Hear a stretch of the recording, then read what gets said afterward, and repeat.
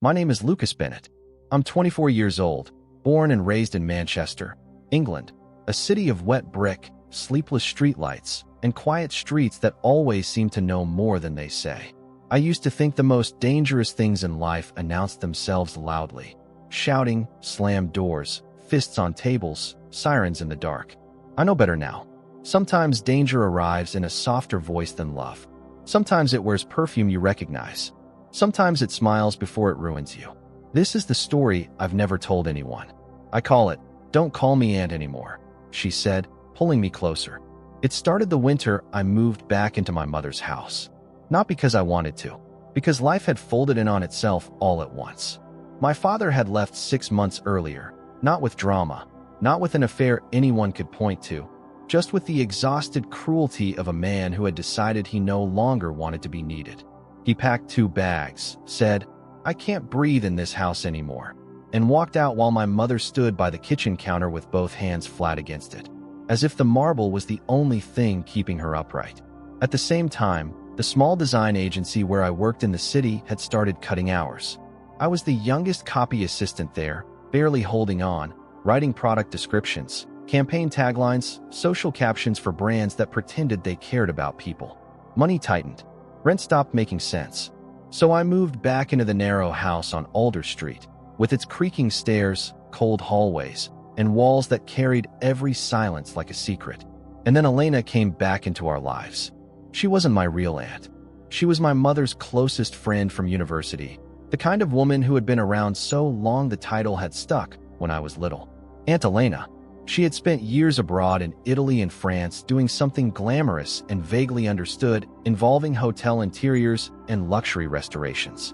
As a child, I thought she belonged to another species entirely, elegant, amused, always arriving in long coats with expensive-looking scarves and gifts that smelled faintly of cedar and airports. When I was 8, I adored her. When I was 16, I avoided looking at her too long. When I was 24 and she stepped back into our front hall on a rain-heavy Thursday evening, I understood immediately that I had made a mistake ever thinking time would make her ordinary. She was 39 then, dark hair pinned loosely, a cream coat damp at the shoulders, red lipstick slightly blurred from the weather. She looked tired in a way that made her seem more beautiful, not less. Human, finally. Breakable. My mother hugged her first. "Oh, thank God," Mum said, voice cracking on the last word. Elena held her tightly, one hand pressed to the back of her head. I came as soon as I could. I stood in the hallway holding a grocery bag, suddenly feeling like an intruder in my own home. Then Elena looked at me. For a second, something unreadable passed across her face. Surprise, maybe, or the sharp recalculation that happens when someone you remember as a boy is suddenly a man standing in front of you with stubble and tired eyes and hands no longer small enough to hide behind his back. "Lucas," she said softly. "Hi." She smiled. "You got taller." I almost laughed. "You always say that."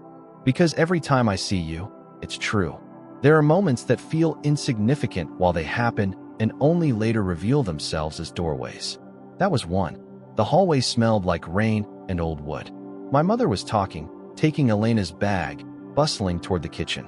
But Elena and I stayed in that narrow space one beat too long, looking at each other with a hesitation that felt like memory changing shape. That night the 3 of us ate late. My mother drank more wine than she should have. Elena listened to her talk about the separation, the bills, the humiliation of neighbors pretending not to notice. I said little. I watched. Elena had always known how to make people feel held without making them feel pitted. She touched my mother's wrist at the right times. She let silences breathe. She made our dim kitchen feel briefly like a place where bad things could be survived.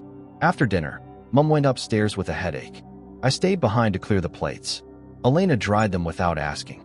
"You don't have to do that," I said. "I know." Rain tapped at the window over the sink. Somewhere upstairs a floorboard groaned under my mother's steps. The clock above the stove ticked too loudly. "Elena." She glanced at me. How long are you staying?" "A week. Maybe 2. I nodded, though I wasn't sure why the answer made my pulse shift. She set down a plate and looked at me more carefully. "You look tired." "I am tired." "No," she said. "You look like someone trying very hard not to feel anything at all." I gave a short smile. "Occupational hazard." You write ad copy, don't you? Exactly. That earned a real laugh from her, low and warm. I remembered that laugh. It had always felt intimate even when it wasn't meant to be. She dried her hands and leaned back against the counter. Your mother says you're good, that they'd be fools to lose you. My mother says a lot of things. And what do you say? I shrugged. I say I'm disposable. Her expression changed at once. Don't. It's fine. No, she said quietly. It isn't. There are people who can say your name like a hand against a bruise. Elena had that gift. Or that curse. I looked away first. Over the next few days, the house settled into a strange new rhythm. My mother returned to half functioning, sleeping late, pretending to look for work, making calls she dreaded. Elena slipped into the gaps effortlessly. She cooked. She opened windows. She walked through rooms as if restoring them by presence alone. Even the house seemed to respond to her. It smelled warmer when she was in it, and I started dreading the hours I spent away from home. At the agency, January was a graveyard of false cheer. Our manager, Simon, had the shiny-faced emptiness of a man who spoke in bullet points even when he was angry. We need sharper pitches, he said during Monday review, pacing before the glass boardroom wall. Urgency, desire, emotional stickiness. He looked directly at me. Lucas, the Hartwell campaign copy reads flat. I need heat from you, not competence. Around the table, people avoided my eyes. Heat. I almost laughed at the word, because the truth was, my life had become full of it. Quiet, shameful, unmanageable heat. It followed me everywhere. Into meetings, onto trains, into sleep. At night, I would hear Elena moving in the guest room across the landing from mine. The muted thud of a drawer closing, the hush of footsteps, once the sound of her laughing softly on the phone, and my whole body would tense with the miserable clarity of wanting something I had no right to want. I hated myself for it, not only because of the age difference, not only because of my mother, but because Elena had always represented safety, adulthood, grace. Wanting her felt like vandalizing something sacred. And still it grew.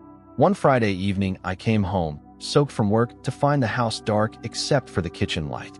My mother was out with a friend from church, which meant it was only Elena inside.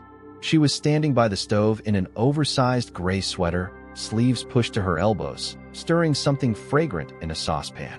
Music played softly from her phone, old jazz, scratchy and intimate. She looked over her shoulder. You're drenched. It's Manchester. That's not an answer. Go change. I did. When I came back downstairs, she had set out 2 bowls of pasta and a glass of red wine for herself. Water for me. You remembered I don't like wine? I said. You used to steal olives off my plate and hide under the table, she replied. You think I don't remember what you drink? I sat across from her. I was 6. You were devious. The meal should have been ordinary. Instead, it felt charged in ways that terrified me. Maybe because the house was empty. Maybe because candlelight softened everything. Maybe because she kept looking at me when she thought I wasn't noticing. Halfway through dinner, she said, Your mother told me Simon keeps undermining you. I stiffened. She shouldn't have. She's worried. I don't need worrying about. No, Elena said. You need defending. But you've spent your whole life acting like needing that is a weakness. Something in me snapped, not in anger exactly, but in exhaustion. You don't know what my whole life has been. The words landed harder than I intended. She set down her fork. You're right, she said. I exhaled. Elena. No, it's all right. But it wasn't. I could see hurt move across her face, swiftly hidden. I pushed back from the table. I'm sorry.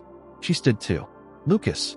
I shook my head, already retreating toward the sink, needing distance, needing cold water, needing not to feel the way her presence seemed to press against my skin from across the room. Then she said it. Why do you keep looking at me like that? I froze. The room went still except for the low hiss of the saucepan on the stove. Slowly, I turned. She hadn't moved.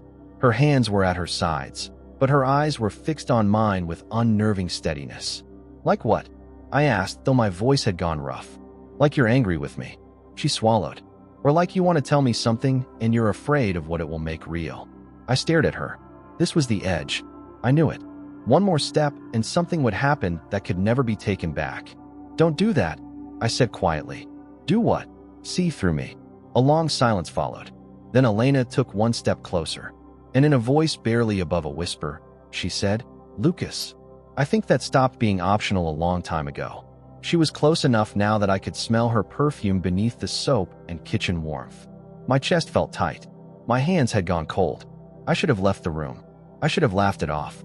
I should have remembered every rule that keeps people from destroying one another. Instead, I stood there, pinned in place by the unbearable hope that maybe I hadn't imagined any of it. Elena lifted her hand as if to touch my face, then stopped just short. "Tell me I'm wrong," she said. I opened my mouth. But before I could say anything, headlights swept across the front window. My mother was home. Elena stepped back so quickly it felt like waking from a dream.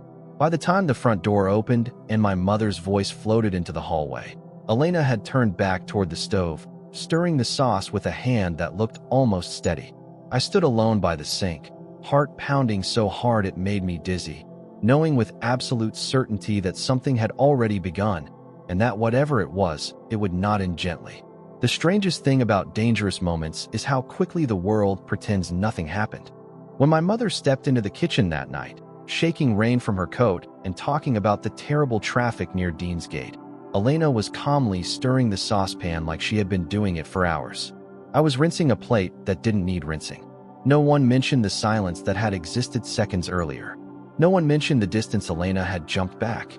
My mother sighed and dropped her handbag on the chair. "Smells wonderful," she said. "Did I interrupt dinner?" Elena smiled easily. "You're right on time." And just like that, the moment vanished. Or at least it pretended to. But something had shifted. I could feel it in the room like static electricity. During dinner, my mother talked most of the time. Elena listened, nodding, occasionally asking gentle questions. I barely spoke at all. Once, only once, Elena looked at me. The look lasted less than a second, but it was enough. Because now there was a question between us, and neither of us had answered it.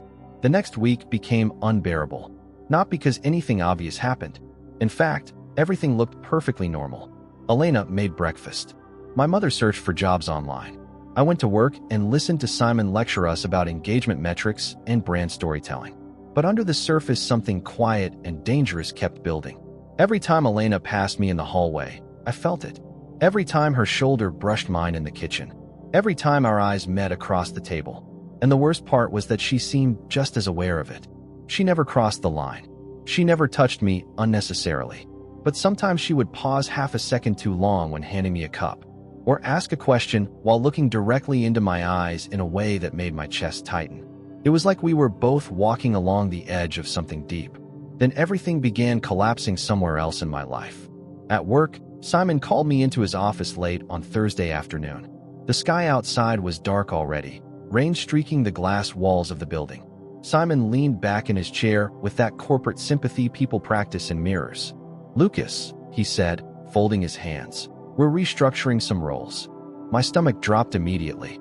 He kept talking, using phrases like budget realignment and creative redistribution. But the meaning was simple. I was being let go. "Nothing personal," he added quickly. "You're talented. Just junior. Disposable." The word echoed in my head. I packed my desk slowly that evening while the office lights hummed above me. No one made eye contact. By the time I stepped outside, the city was soaked in cold rain. I didn't go straight home. Instead, I walked for nearly an hour through wet streets, past glowing pubs and blurred headlights, trying to understand how my life had suddenly become so small. When I finally reached the house on Alder Street, the windows were warm with light. Inside, I heard Elena and my mother talking in the kitchen. I stood in the hallway listening for a moment before stepping in. "Elena says she might stay a bit longer," my mother was saying. "Just until I get things sorted." "That's good," I said automatically. Elena looked up.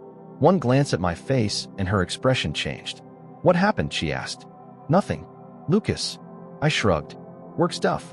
My mother frowned. "You look pale." "I'm tired." I started toward the stairs. Then Elena said quietly, "He lost his job." I stopped. My mother turned to her in confusion. "What?" Elena didn't look away from me. "You lost your job," she repeated softly.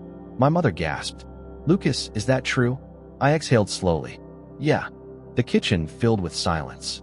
My mother immediately began worrying out loud about bills and rent and how unfair everything was. But Elena didn't say anything. She simply watched me. And for some reason, that was worse. Later that night, I sat alone in the living room, staring at nothing. The house was quiet. My mother had gone to bed early. The only light came from a small lamp near the sofa. I heard footsteps on the stairs. Elena appeared in the doorway wearing a loose dark sweater and soft cotton trousers. "You didn't eat dinner," she said. I wasn't hungry. She stepped inside anyway and sat across from me. For a minute, neither of us spoke. Rain tapped against the windows. Finally, she asked, "How bad is it?" "Pretty bad. You'll find something else." I gave a humorless smile. "You sound confident." "I am. You don't know the market." "No," she said calmly. "But I know you." That sentence landed somewhere deep in my chest. I looked away. "You shouldn't," I said quietly. "Shouldn't what?" "Believe in me like that." "Why not?" "Because eventually you'll be disappointed." Elena studied me carefully. "Lucas," she said slowly, "do you know what I see when I look at you?" I didn't answer. "I see someone who has spent years pretending he doesn't matter," she continued. "Someone who thinks if he keeps expectations low enough, failure won't hurt." My jaw tightened. "You don't know me that well." She leaned forward slightly. "Don't I?" The room felt smaller suddenly. The distance between us felt fragile. "I watched you grow up," she said quietly. "I remember the boy who used to defend his mother when other kids made jokes about your father's temper. I remember the teenager who wrote stories in secret because he was afraid people would laugh." My throat tightened. "You always saw more than people realized," she added softly. I swallowed. "That boy's gone." "No," she said. "He's still here. He's just buried under disappointment." Her words felt uncomfortably close to truth, and that made me defensive. "You shouldn't care this much," I said. Elena didn't look offended. Instead, she said something that made my pulse jump. "Maybe I care because I'm not supposed to." I looked up sharply. Her eyes were steady. "Lucas," she said, voice quieter now, "what happened in the kitchen last week? We never talked about it." My chest tightened instantly. "We shouldn't." "Probably not." "Then don't." But she didn't move. "Tell me something honestly," she said. "What? Were you going to tell me I was wrong?" My mind flashed back to that moment. Her standing close, her hand almost touching my face. I had never answered her question. Now she waited. The room felt painfully still. Finally, I said the only honest thing I could. "I don't know." Elena inhaled slowly. For a second, it looked like she might stand up and leave. Instead, she rose from the chair and walked toward me. One step, then another. My heart started racing. She stopped directly in front of me. "Close. Too close." "You know what scares me?" she said quietly. "What?"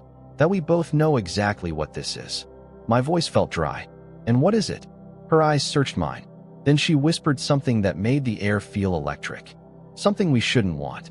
My chest rose sharply. "Elena." But before I could finish, she reached out and gently touched my jaw. The contact was light, barely there, but it sent a shock through my whole body. "Lucas," she whispered. My breath caught. And then she said the words that changed everything. "Don't call me Aunt anymore," she said softly, pulling me closer. Her words hung in the air like a spark waiting for something to catch. "Don't call me Aunt anymore," she said softly, pulling me closer. For a moment, I forgot how to breathe.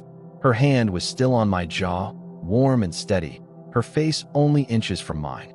I could see the faint lines near her eyes, the quiet exhaustion she carried, the courage it must have taken to say what she'd just said. "Elena," I whispered. She shook her head slightly. "Not Elena like that," she said. "Not like I'm still something safe for you." My chest tightened. "You've always been safe for me." "That's the problem," she replied softly. The silence between us grew heavy. And then I did something reckless. I closed the distance. The kiss wasn't dramatic. It wasn't the kind you see in films with swelling music and perfect timing. It was hesitant, careful, almost fragile, but it was real. For a few seconds, the world shrank to nothing but warmth and breath, and the terrifying feeling that something long buried had finally surfaced. Then the kitchen floor creaked upstairs. We pulled apart instantly. My heart slammed against my ribs. Elena stepped back first, running a hand through her hair as if trying to wake herself from a dream. "This can't happen again," she said quietly. I stared at her. "You just kissed me." "Yes," she said. "And that's exactly why it can't." My voice came out rough. "Why?" Her eyes softened in a way that almost broke me. "Because your mother needs me," she said. "And you need a life that isn't built on secrets." The words hurt because they were true. She walked to the doorway, then paused. "I'm leaving tomorrow morning," she added. "What?" "It's better this way." I wanted to argue, to tell her she was wrong, that none of this had to end like that. But somewhere deep down I understood. Some loves are not meant to be lived, only remembered. She looked back at me once more. "Lucas," she said gently, "promise me something." "What?" "Don't spend your life thinking you were disposable." My throat tightened, because in that moment I realized something strange and painful and beautiful all at once. She hadn't come back into my life to stay. She had come back to wake me up. The next morning her suitcase was gone, and the house felt quieter than it ever had before. But the lesson she left behind stayed with me. Sometimes the most powerful love in your life is the one that teaches you your worth and then lets you go.